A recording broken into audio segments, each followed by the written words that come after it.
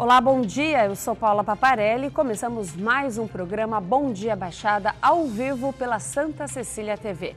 Hoje vamos discutir um assunto que tem preocupado os munícipes de toda a região, a segurança pública. E para debater o tema, contamos com a presença de dois especialistas no assunto. O presidente do Instituto de Pesquisa, Ensino e Consultoria Técnica em Segurança Pública Municipal, Sérgio França, e o professor universitário Ciro Fernandes, que atuou por 30 anos na Polícia Militar, 17 deles na coordenadoria e é acadêmico de segurança pública aqui da Unisanta. Vamos às notícias do dia.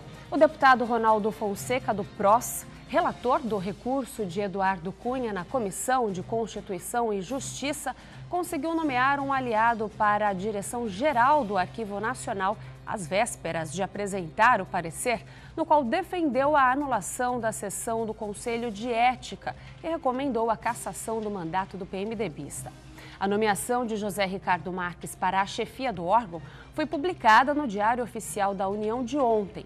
Procurados, tanto o deputado do PROS como seu afiliado político negaram relação entre a ocupação do cargo e o relatório apresentado por Fonseca à comissão. Vamos às perguntas aqui do dia, então, sobre esse assunto.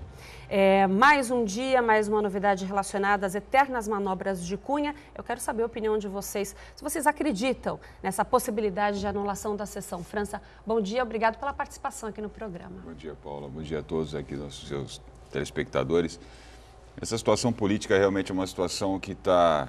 Eu acho que antes de falar do que a gente acredita, né, sobre essa possibilidade de anulação ou não desse relatório, eu acho que todo mundo está, de alguma forma, bastante preocupado com o que essa questão da discussão da Câmara Federal está causando para todos os problemas que o país está atravessando hoje, né?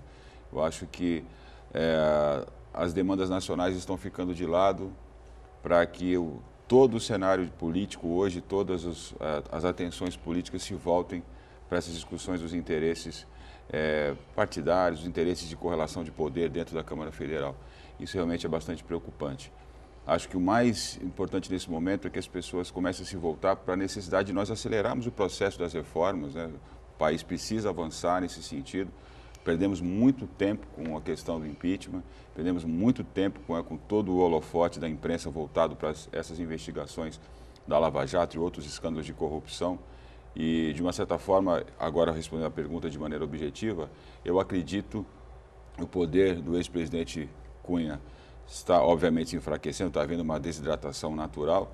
Então, nesse aspecto, eu acho pouco provável que se consiga essa anulação. E mesmo que ela ocorra, a tendência é que esse enfraquecimento do Cunha venha se acentuando cada vez mais, porque não é só uma questão de força política, de articulação política na Câmara Federal ou no Senado. Acho que é um momento de clamor do país, das forças políticas, de que o país possa avançar com medidas de reforma, com medidas importantes na macroestrutura econômica, e é algo tão importante, tão urgente, que dificilmente, com toda a articulação, com todo o poder que o deputado ou ex-deputado cassado, né, ex-presidente Eduardo Cunha tenha, não acredito que ele consiga continuar remando contra a maré nesse momento.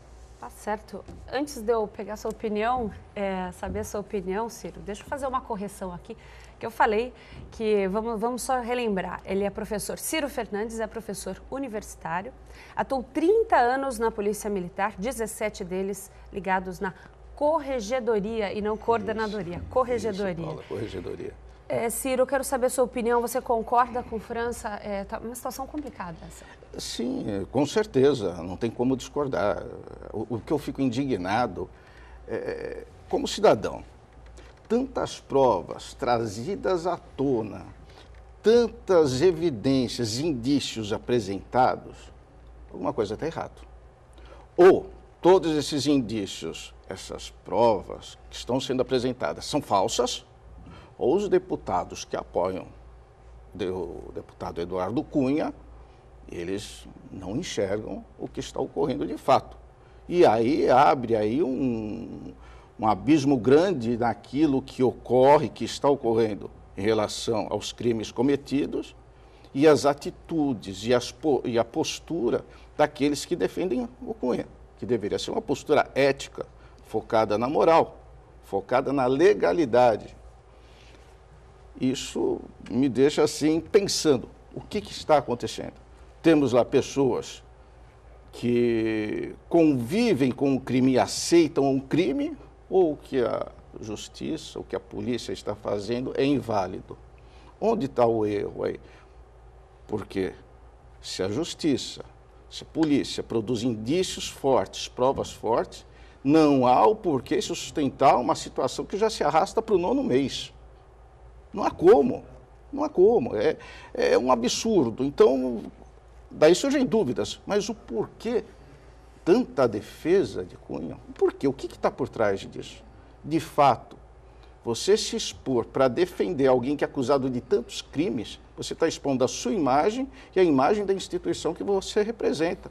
Você está arriscando a sua próxima candidatura. Mas por quê? Né? O porquê? O que está por trás disso? O que faz as pessoas estarem tão apegadas a defender o deputado Eduardo Cunha? Até onde, França, você acredita que vai até quando ele vai conseguir tantas manobras políticas para se manter? É interessante, né? Acho que essa reflexão que o professor Ciro coloca, e até aproveito para cumprimentá-lo também, né, professor Ciro, prazer estar com ele aqui com vocês. Essa é uma reflexão interessante, porque, na verdade, acho que a gente olha esse cenário da política nacional, acho que em todas as esferas, né? Política federal, política dos estados, é algo realmente emblemático para quem viveu outras épocas, né? Você acha que um pouco mais jovem, ou bem mais jovem que nós dois, não consiga fazer essa análise tão acurada como a gente consegue fazer, né? A gente está num momento hoje de grande transformação cultural. E esses políticos tradicionais, eles estão apegados a um modelo que está se exaurindo, né? Ele está no processo final. E ainda não perceberam que a opinião pública será implacável com eles. Na verdade, quando eu me referi agora há pouco desse processo de desidratação, de desgaste da imagem do deputado Eduardo Cunha e dos seus aliados, a gente acredita que, de maneira inevitável, eles vão ter que ceder a essas pressões e, de alguma forma, essas transformações vão ter que ocorrer. Ciro, você tem alguma aposta aí para esse desfecho dessa novela? De repente, aí que está se transformando a cassação do mandato Cunha? Lava Jato. Eu acho que a Lava Jato chega antes do que a decisão. Opinião minha, ok? Eu acho que a Lava Jato pega o Cunha antes. Opinião minha. Tá? Pelo que a gente vê produzir, em relação a indícios, aí eu acho que chega antes, porque com mais essa decisão e com mais esse relatório da Comissão de Justiça, aí parece que se prolonga um pouco mais e talvez então os braços da Lava Jato, né, consiga alcançar antes o Cunha do que a decisão final do plenário da Câmara em relação à cassação ou não do Eduardo Cunha. Concorda? Concordo. Acho que essa pressão dos órgãos de investigação é decisiva para esse tipo de desfecho. E a política nacional ainda é assunto aqui no Bom Dia Baixada. Em um tom de apelo para que os senadores considerem a questão jurídica e não apenas a política no processo de afastamento definitivo, a presidente afastada Dilma Rousseff apresentou ontem a defesa dela na Comissão Especial de Impeachment. O documento foi lido pelo advogado de Dilma, José Eduardo Cardoso, ex-ministro da Justiça e ex-advogado-geral da União na gestão da petista. A presidente admitiu que pode ter errado e cometido equívocos de maneira pessoal e política, mas ressaltou que nunca desviou um único centavo de dinheiro público. O que falar disso, Ciro? Oi, Paula, eu não assisti porque é mais do mesmo. Uhum. Esse é o discurso que vem desde a época que se iniciou o processo. Eu não acredito que a presidente tenha agido de má fé, que ela tenha roubado, não acredito de forma nenhuma.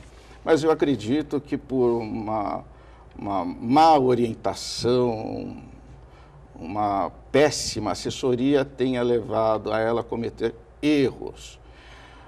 Se essa assessoria tinha segundas intenções ou não, infelizmente não dá para dizer, mas esses erros ela vai pagar por eles, que é o que refletem na má gestão.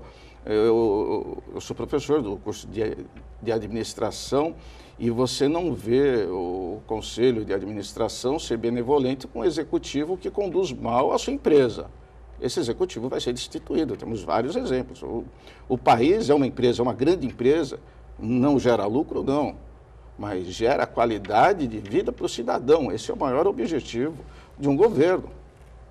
Tá? Então, se o governante erra como ela errou, o cliente final, que somos nós, vamos pagar por esses erros. De alguma forma, ela tem que pagar pelos erros que cometeu. Quanto à idoneidade, não acredito que ela tenha roubado alguma coisa, mas pela gestão ela deve ser sim responsabilizada, aliás, pela má gestão, né? França, você ainda acredita que o mandato de Dilma tem salvação? Em política, tudo é possível, né?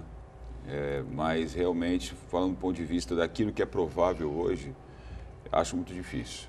Mas por tudo aquilo que a gente já vinha analisando agora, desde o início do programa, né? Hoje o momento é muito desfavorável para quem já tem uma trajetória política, né? A população, ela é interessante, porque a percepção que a gente tem hoje é que as pessoas estão começando a exigir que em alguma área, em algum setor da área pública, o Estado possa apresentar algo que funcione de verdade, algo de excelência, né? Seja na questão da gestão, seja na questão, quando eu falo da gestão de maneira genérica, né? Não falo da gestão dos governos, não falo da política macroeconômica, mas até dos serviços públicos oferecidos para as pessoas. E aí acho que a presidente ela está, de uma certa forma, colhendo um pouco desse resultado. Um cenário de conjuntura muito desfavorável para quem já está numa trajetória política, então a tendência, na minha opinião, é que ela não consiga se salvar mesmo. Tá certo, Bom Dia Baixada vai para um rápido intervalo, voltamos já. Continue com a gente. Voltamos com Bom Dia Baixada. O bloqueio da rodovia Padre Manuel da Nóbrega, que estava previsto para ocorrer a partir de hoje, entre as 11 e as 13 horas, a 1 hora da tarde, foi suspenso. A Ecovias dará continuidade aos serviços na próxima terça-feira, no mesmo horário. O bloqueio é necessário para as obras de ampliação da rodovia. E não tem como a gente falar em rodovia sem se reportar aqui a questão de segurança, os problemas de segurança que têm sido frequentes, né? Esses problemas frequentes aqui na rodovia. Ciro, qual a sua opinião, qual o caminho para resolver essa questão desses recorrentes assaltos que vêm acontecendo? Olha, Paulo, eu acho que, em primeiro lugar, iluminação. Tá? Novamente, falo como cidadão, como usuário do sistema. A gente sente muita falta de iluminação em determinados trechos, principalmente na chegada da Baixada. Um outro problema é o policiamento, mais reforçado, claro, sem dúvida, mas o grande problema é que quando você põe a viatura no KM10, o bandido age no 9. Quando você põe no 9, ele age no 10. E aí, por que não, né, trazer à discussão um trabalho de inteligência, até como já tem sido feito inteligência, investigação, identificar quem são realmente esses autores, né, e buscar a prisão dessas pessoas antes que elas ajam, porque depois que cometido o crime não tem como voltar atrás, né? Principalmente quando ocorre um homicídio, aí já está feito, aí o prejuízo já foi. Então, acredito que a investigação, ações de inteligência, elas seriam bastante úteis para ajudar a prevenir que os crimes ocorram. E aí a parte estrutural também, como a iluminação. França, você acredita que existe uma omissão por parte das prefeituras, do governo do estado, em relação a realmente resolver esse tipo de problema que já vem de algum tempo, não é? Não é de um mês para cá? Eu não tenho dúvida que há sim não diria omissão, mas eu acho que há uma necessidade de uma participação mais efetiva das prefeituras, mas no caso das rodovias, completando aqui o que o professor Ciro falou, eu acho que é muito importante uma reflexão nessa hora, num programa como esse, a gente começar a pensar o seguinte: se os problemas das rodovias são recorrentes, eles se agravam a cada ano. A gente tem que resolver problemas de curto prazo, mas começar a pensar também no desdobramento disso no médio e longo prazo. Quais são as questões estruturais que precisam ser revistas no problema da segurança nas estradas para a gente tentar resolver isso de maneira definitiva nos próximos 10 anos. Se nós não começarmos agora, daqui a 10 anos nós vamos voltar aqui e vamos falar dos mesmos problemas e provavelmente ainda mais graves do que hoje. Nós já rompemos há muito tempo a barreira da tolerância mínima que deveria se ter com um problema como esse. E aí eu preciso citar alguns exemplos. Nós precisamos analisar o que a gente tem de infraestrutura urbana em volta das rodovias. Como é que é o comportamento das prefeituras em relação a isso? Como é que a gente faz esse tipo de planejamento? O professor Ciro falou, é verdade, não basta só você aumentar o policiamento. Porque você tem aí toda a malha de rodoviária para cobrir e você vai ter dificuldade de colocar um policial a cada km. Então, nós precisamos analisar esse cenário do crime nas rodovias, entender a dinâmica dele, aí o que ele falou de inteligência. Esse trabalho precisa ser um trabalho muito afinado com os municípios, com as prefeituras, né, com o policiamento de área também, para entender a dinâmica desse crime e fazer um planejamento de médio e longo prazo. Né? Quais são os indicadores? Como é que esses crimes ocorrem? Por que eles ocorrem? Quais são as medidas de infraestrutura que precisam ser feitas? E isso precisa ser cobrado das autoridades, cobrado das prefeituras, porque senão é um jogo de empurra. A prefeitura dizendo que é problema da polícia, o Estado dizendo, não, é da rodoviária, não é, o Estado fala que é o município que deixou criar a favela, o município que não fez a iluminação nos bairros periféricos das rodovias, ninguém assume responsabilidade e quem é punido é o usuário. Então, todos são responsáveis, todos devem ser cobrados e, de alguma forma, todos aqueles que estiverem nos cargos de poder e não estiverem se mexendo para resolver o problema, de alguma forma são corresponsáveis. Concorda, Ciro? Sim, com certeza. Tem que pensar isso a longo prazo, retomando o exemplo das empresas, todo planejamento é feito a longo prazo. A empresa não apaga incêndio todos os dias, para isso existe um planejamento, né? Para o Estado é a mesma coisa, você tem que pensar a longo prazo, ver ações voltadas para a estrutura, para a infraestrutura, conhecer o local, conhecer o ambiente, conhecer quem são as pessoas e, em cima disso, fazer um trabalho para prevenir, para acabar, se não acabar, pelo menos diminuir essa criminalidade. E tem novidade no trânsito de Guarujá. Considerada uma das vias mais movimentadas de Guarujá, a Avenida Santos Dumont ganha um novo radar para fiscalizar o excesso de velocidade e avanço do sinal no trecho próximo à empresa Dow Química, no sentido bairro Centro. De acordo com a Prefeitura, o objetivo é garantir mais segurança a motoristas e pedestres. A maioria dos radares instalados estão em avenidas de grande fluxo da cidade. França, diante de tanta violência nas ruas, a segurança no trânsito acaba muitas vezes sendo deixada de lado. É verdade. Que também é um indicador bastante expressivo quando a gente fala de violência. A violência do trânsito é um problema também. Eu acho que, pegando o gancho, tudo que foi dito agora desde o início, né, essa última pergunta e agora essa questão que você está apresentando, nós precisamos de política pública integrada, né? Mais qualidade na integração das coisas, porque a gente não tem dinheiro para tudo. Então, especialmente quando a gente fala de segurança e trânsito, há um componente importante para você ter integração. Se nós falarmos de radar e câmera, por exemplo, né, então hoje o mundo todo está falando de cidades inteligentes.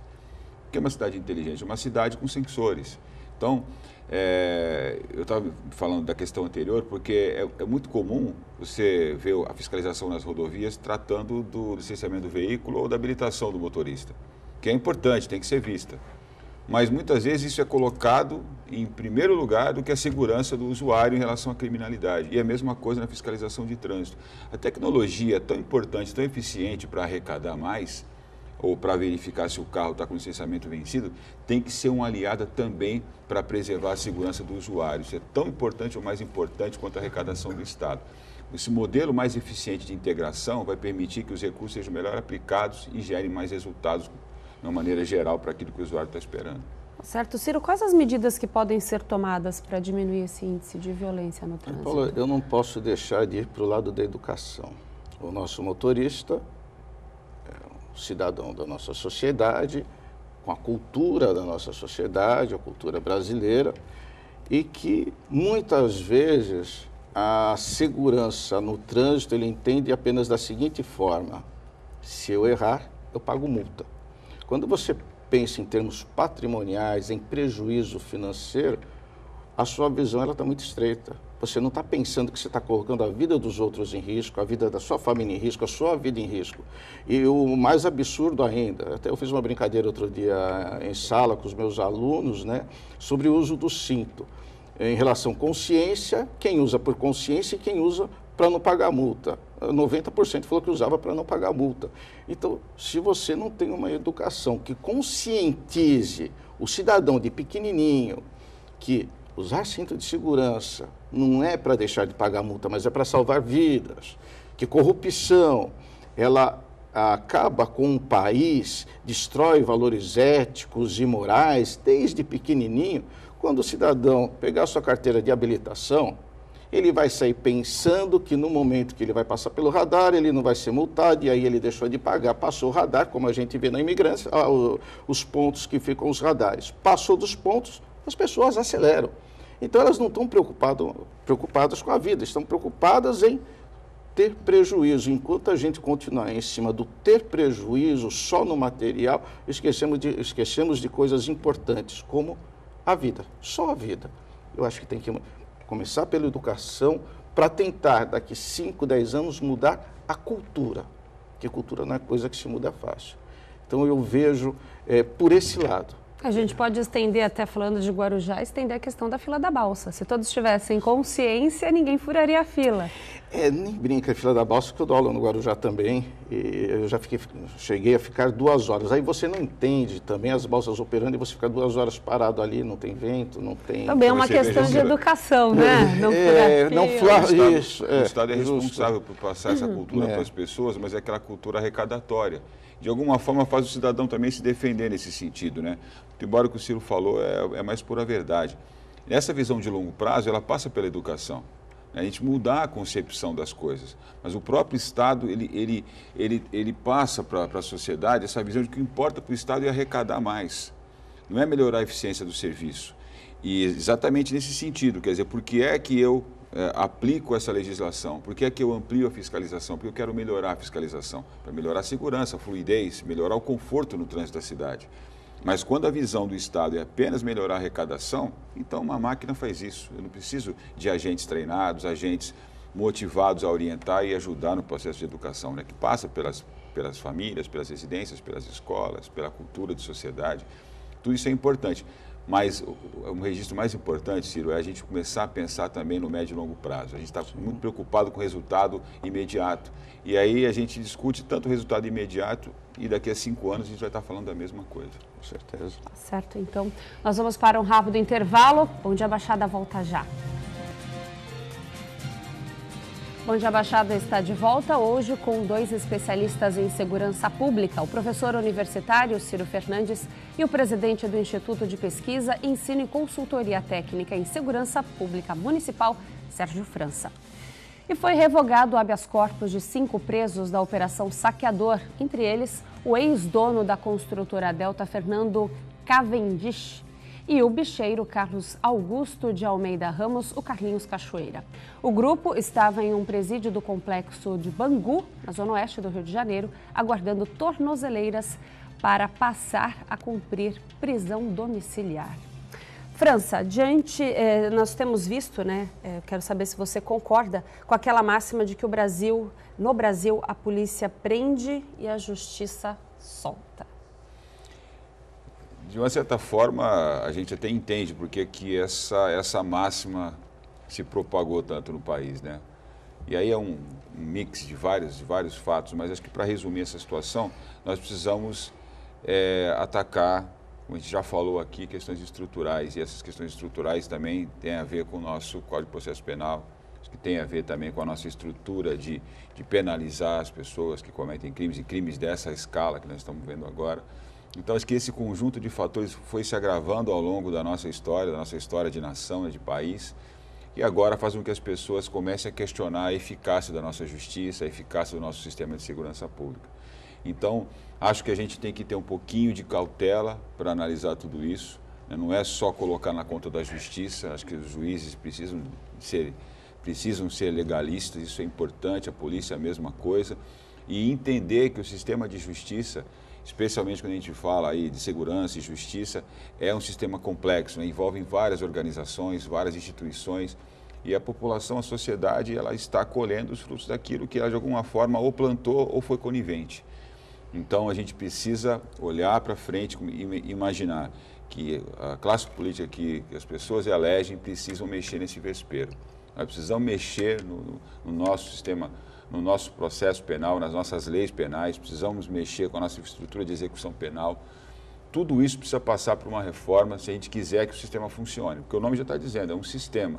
Então, se você critica apenas uma questão pontual do sistema e não entende ele como um todo, a gente vai ficar criticando ou repetindo, né, repercutindo uma máxima como essa, mas não consegue enxergar a solução para o sistema ou para o problema.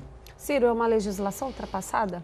Olha, Paula, vou ser sincero, eu não critico os advogados que buscam os caminhos que a lei oferece para beneficiar seus clientes. E os juízes, bem ou mal intencionados, se utilizam dos mesmos, né, das mesmas brechas para atender aquilo que o advogado está pedindo, o que é uma pena. O juiz, ele deveria tentar obstruir ao máximo, mesmo porque quando você bota pessoas que estão presas na rua, sejam essas ou outras, você está dizendo assim, olha, pode cometer crime que não dá nada, você não fica preso. Essa é a sensação que a gente percebe, seja no maior, seja no menor de idade.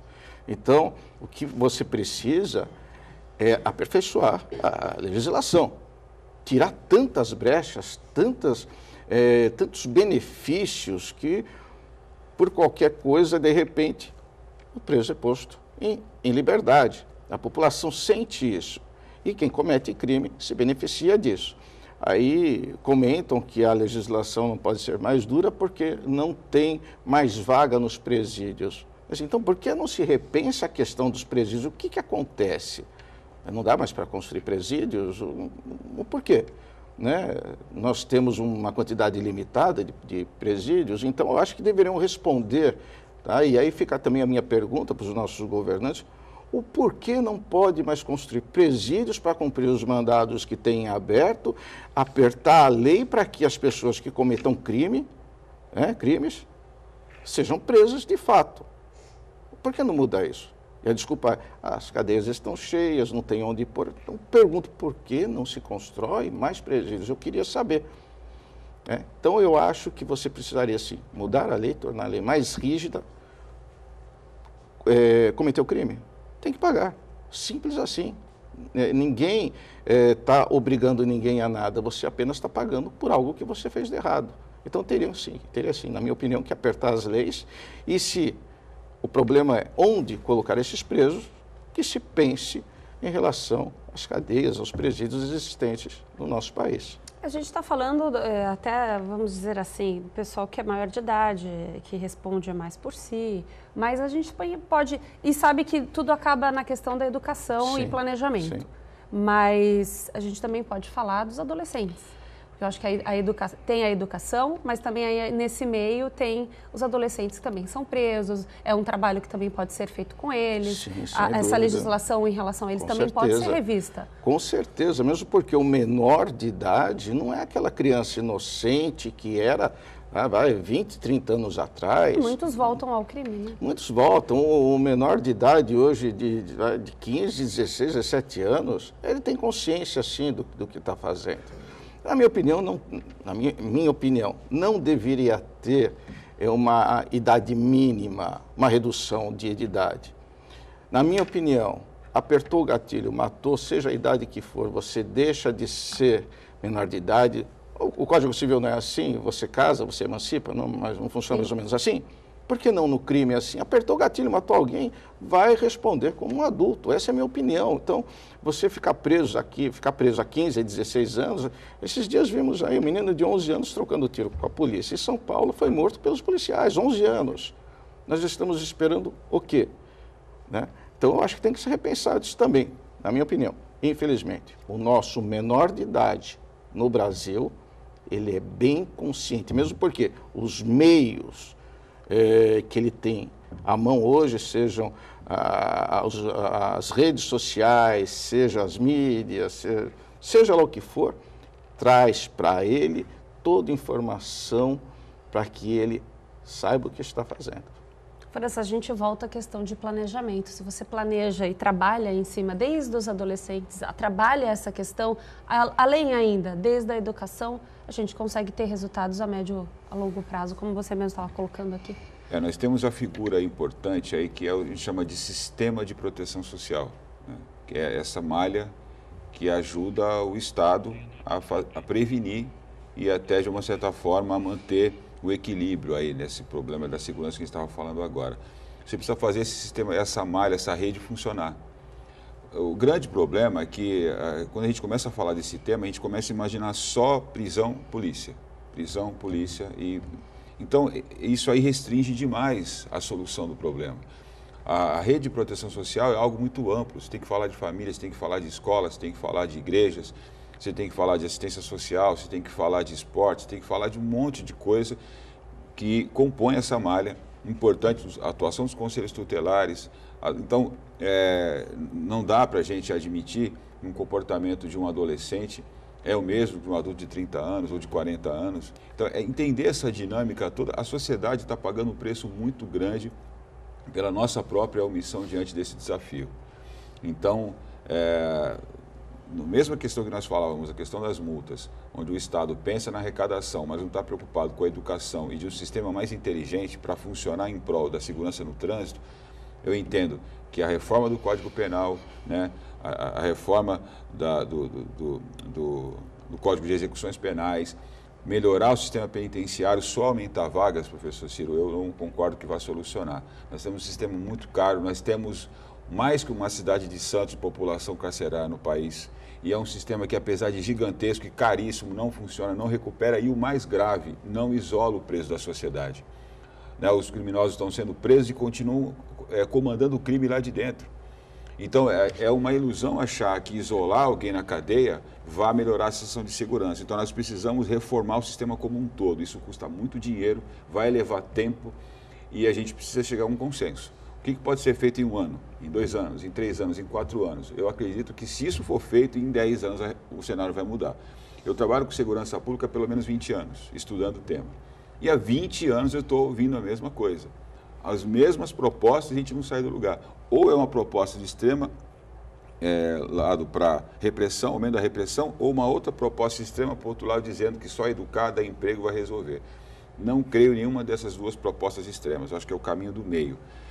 Qualificar a repressão, melhorar a qualidade da repressão, mas também atuar no lado da rede de proteção social para a gente poder avançar. E agora uma curiosidade sobre a importância da leitura no aprendizado das crianças. Um estudo da Universidade de Nova York mostra um aumento de 14% no vocabulário e de 27% na memória de trabalho de crianças cujos pais leem para elas pelo menos 2 livros por semana. O estudo apresentado nesta quarta-feira concluiu ainda que a leitura frequente dos pais para as crianças também leva a maior estimulação fonológica, que é importante para a alfabetização, a maior estimulação cognitiva em casa e aumento de 25% de crianças sem problemas de comportamento. Voltamos a falar de educação. Vamos falar de educação. É uma solução, Ciro, né? Não tem como fugir disso. Não tem, de forma nenhuma. Um pouco antes falamos dos menores de idade que cometem crimes e a linha era a sensação de impunidade por conta da legislação permissiva.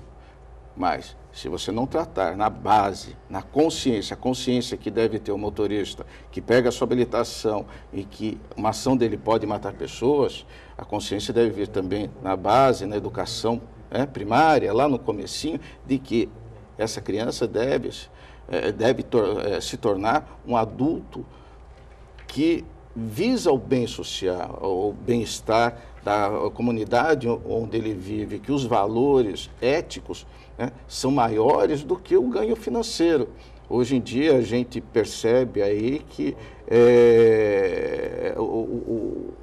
ter um tênis bonito, uma calça de marca, acaba influenciando o menor para a vida do crime. Quando você vai para o lado do aprendizado, da leitura, que você mexe com o lado cognitivo, e que você valoriza coisas do ser, não do ter, eu acredito que você está despertando essa consciência da criança para valores que não são financeiros, mas sim o valor de respeito ao próximo, o valor do respeito ao limite do outro, ao ambiente do outro. Então, eu acredito que o aprendizado feito na base, com a criança, nós vamos sentir, após algum tempo, seja no trânsito, seja na criminalidade, ou seja mesmo na política, porque nossos políticos de hoje foram as crianças de ontem. Quem sabe as crianças de hoje sejam os políticos de amanhã, se nós dermos mais ênfase numa boa educação. Agora, Ciro, falando de aprendizado, educação, como é que você avalia as políticas de capacitação do efetivo agora aqui promovidas pelas prefeituras na região?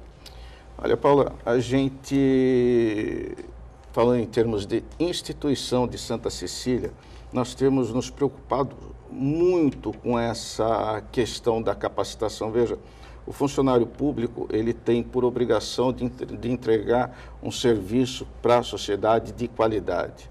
E o policial, ele, só pelo fato dele usar farda, ele está mais visível, ele é mais acessado e interfere e age em situações de maior gravidade.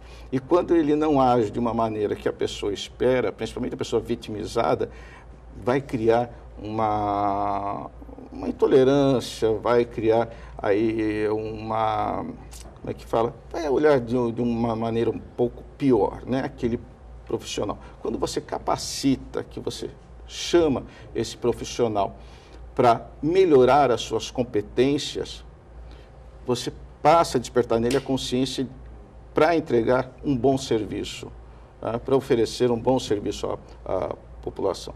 Eu acredito que quanto mais capacitação você investir nesse aprendizado do profissional, também de segurança pública, você a longo prazo aí começa a ter mudanças na atitude de quem serve a população na ponta. Você passa a ser melhor atendido. Então, quanto mais investimentos, seja por conta das prefeituras ou do Estado, em relação aos seus funcionários, no caso os policiais, melhor a população será atendida. Com mais qualidade o servidor vai atender a população. França, na sua opinião, a Guarda Armada tem relação com o investimento de capacitação profissional? Não há dúvida. Até porque o armamento é um instrumento, na verdade, é um produto controlado, né? Produto que precisa ser manuseado por força da própria legislação e por circunstâncias operacionais que exigem uma capacitação bastante rigorosa e permanente. Então, quando a gente fala do universo da segurança pública, ou até da segurança privada, é uma das áreas que mais deve se cobrar investimento em qualificação, em formação permanente mesmo. Tá certo, vamos para um rápido intervalo, voltamos já. E voltamos com o quarto e último bloco do programa Bom Dia Baixada. A AGEM, em parceria com o Condesb, iniciou na última terça-feira uma série de debates e oficinas com especialistas. Em pauta estão as adequações necessárias para a região metropolitana da Baixada Santista estar de acordo com o Estatuto da Metrópole, lei federal sancionada em 2015.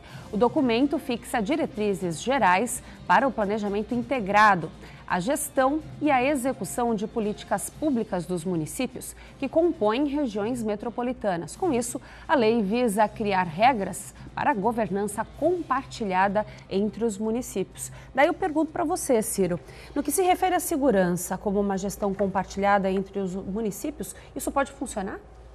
Eu acredito que sim. Eu acho que todo o trabalho feito em conjunto, né, respeitados os limites geográficos, respeitadas as competências, mas todo o trabalho feito em conjunto, ele funciona assim e funciona bem. Né? A troca de informações, o apoio que uma instituição pode dar para a outra, isso pode contribuir bastante com a segurança. França, você acha que tem mais prós do que contras? Como é que você vê esse cenário aí de uma política compartilhada, de um planejamento entre os municípios? Funciona? Eu acredito que é tudo que está faltando hoje para a gente conseguir avançar. Mais planejamento e mais integração. Tanto do ponto de vista da integração interna, né, dos governos locais, dos governos municipais, as chamadas parcerias e convênios intersecretariais, como também intermunicipais. Uma das críticas que eu mais tenho feito ultimamente é esse distanciamento por parte dos prefeitos aqui da região para conseguir desenvolver projetos integrados, projetos de interesse regional, né, estratégico do ponto de vista regional, que a gente não consegue avançar. E segurança é uma dessas áreas. Até porque a gente vive numa cidade, nós vivemos numa região onde as cidades parecem mais bairros, né? Quase todo mundo aqui de alguma forma trabalha numa cidade, mora na outra, estuda numa outra, então está em 3 cidades num dia só. Então, especificamente na segurança e na área de transporte, a gente tem urgência de melhorar o planejamento integrado regional e ter uma visão de longo prazo, estratégica, entender o que é realmente importante e prioritário para investir no curto prazo. Você acredita, Ciro, que tem algo que você possa até dar como exemplo no que poderia ser um investimento número 1 nesse quesito? Olha, se eu falar, por exemplo, da minha área, né, vamos falar de segurança, a área que eu milito, que é na segurança municipal, eu milito com as guardas municipais. Não há razão nenhuma para nós não termos já um centro de formação metropolitano. Então, é uma área sensível, né? O Ciro falava agora há pouco sobre a importância da formação, eu falei um pouquinho sobre isso também. Não há porquê, nós falamos do centro metropolitano há quase 20 anos. Por isso que eu me referi agora há pouco, como a gente fica discutindo, dourando a pílula, né? E a gente não consegue avançar. Então, o que precisa para fazer um centro metropolitano? Quase nada. Precisamos de uma sala de aula, precisamos estruturar o stand de tiro, a Praia Grande já tem o stand de tiro próprio, basta que as cidades se mobilizem, né? Sentem, criam um grupo de trabalho, formulem, e aí cada um entra com uma contrapartida financeira e vão qualificar esses efetivos. Nós temos quase 2.000 policiais nas guardas municipais na região. Então, esse efetivo bem preparado, qualificado permanentemente, olha o reforço no efetivo da segurança pública. Se você precisar aumentar o policiamento nas rodovias, você vai tirar efetivo da PM das ruas. E se você tem efetivo policial nas guardas que podem completar, você consegue, só com essa medida, né, reforçar o policiamento das rodovias, por exemplo, e melhorar o policiamento do perímetro, que as guardas podem colaborar com isso, mas para fazer isso você precisa de formação. Não só formar, mas qualificar permanentemente. Porque o policial ele se forma, depois, em razão de problemas estruturais, não consegue voltar para o centro de formação. Então, essa medida, ela custa muito pouco do ponto de vista financeiro. O que falta? Vontade de fazer. Então, estou dando um exemplo, mas a gente podia aqui, se tivesse tempo, falar de muitas outras coisas que precisam e devem ser feitas. Ciro, concorda? Com certeza. Vou trazer novamente as empresas como exemplo. Hoje em dia, as empresas buscam talentos e buscam reter esses talentos. Quando você tem um talento dentro da sua empresa, ele agrega valor ao seu produto, ao seu serviço. Tá? E como você faz isso? Desenvolvendo competências. Por que isso não pode acontecer no funcionalismo público, especificamente nas guardas municipais? Quando você traz o cidadão para a função, primeiramente você tem que dar uma boa qualificação, né, um bom curso de qualificação para ele, que realmente ele tenha as matérias, as disciplinas que ele vai utilizar na rua para servir o cidadão e que essas disciplinas elas sejam ministradas da melhor maneira possível e posteriormente da sua contratação capacitá-los, sim, melhorar as competências que esse profissional já tem. Volto a dizer, quando você melhora as competências de um profissional, quando você melhora, você trabalha com o lado cognitivo, no momento em que ele for prestar serviço para o cidadão, o serviço será de melhor qualidade. Então, concordo sim, você precisa investir em educação, aprendizagem, desenvolvimento, para ter aí profissionais conscientes, profissionais comprometidos e que enxerguem o seu serviço, né, essencial para que nós, população, tenhamos aí um pouco mais de qualidade de vida em relação à segurança pública. Esse é só um item, né, como o França falou, mas existem outros. Eu gostaria que vocês, de repente, trouxessem aqui em pauta, trouxessem à mesa mais alguma coisa que poderia, na sua opinião, também trazer, oferecer algo mais para comunicação, acho que os órgãos de segurança pública, eles pouco se conversam, deveria ter mais comunicação, colaboração. É assim, dizem que juntos somos mais fortes. Eu acredito nessa união, nessa parceria. Cada um puxa a brasa para a sua sardinha. Está na hora de pensarmos que temos uma sardinha e concentrar a brasa, senão vamos comer essa sardinha crua. E o que nós estamos vendo ultimamente é isso. Cada um pensa no seu quinhão, no seu lado, e as ações são segregadas, né? São separadas. Então, por que não conversar mais, não colaborar mais um com o outro e pensarmos em segurança como um direito de todos? Porque enquanto eu sou policial, a minha família é cidadã, minha esposa, meu pai, minha mãe, eles estão precisando do outro colega que está trabalhando. Eu tenho que pensar nisso. E quando eu não estou de serviço, eu sou um cidadão comum. Se eu penso que eu sou policial e não serei afetado pela onda de insegurança que toma conta do meu país, eu estou pensando errado, tá? Independente do que eu seja. Agora, por que a polícia nem sempre tem uma imagem pública tão boa, França? Qual é a sua opinião sobre isso? É uma opinião parecida com o que eu tenho com o sistema de justiça. A gente precisa rever muita coisa do ponto de vista conceitual, né? Eu quero só falar um pouquinho mais dessa questão do que pode ser feito regionalmente. Eu acho que os centros de monitoramento são equipamentos muito importantes e que podem e também devem ser pensados metropolitanamente. Então, acho que planos, projetos para manter os seus centros de comando e controle municipais dentro de um projeto regional com integração dos centros de monitoramentos públicos, mas também das concessionárias. Você tem aí a central de controle da Ecovia, você tem central de controle do VLT, você tem central de controle das balsas, as centrais de controle do transporte de ônibus. Então, você tem todo esse aparato CPFL. Tudo isso pode estar dentro de um macro projeto integrado que vai dar para o aparato do Estado uma condição muito mais eficiente, muito mais eficaz para trabalhar essa integração e proteção da região. Agora, a questão da imagem da polícia, eu acho que a gente está num caminho interessante, né, para reformular o nosso conceito, o que a gente está pensando sobre polícia mais aproximada da sociedade, mas isso não dá só na formação, nós precisamos pensar um modelo de participação. E aí eu quero só completar dizendo, a população precisa se apropriar desse tema.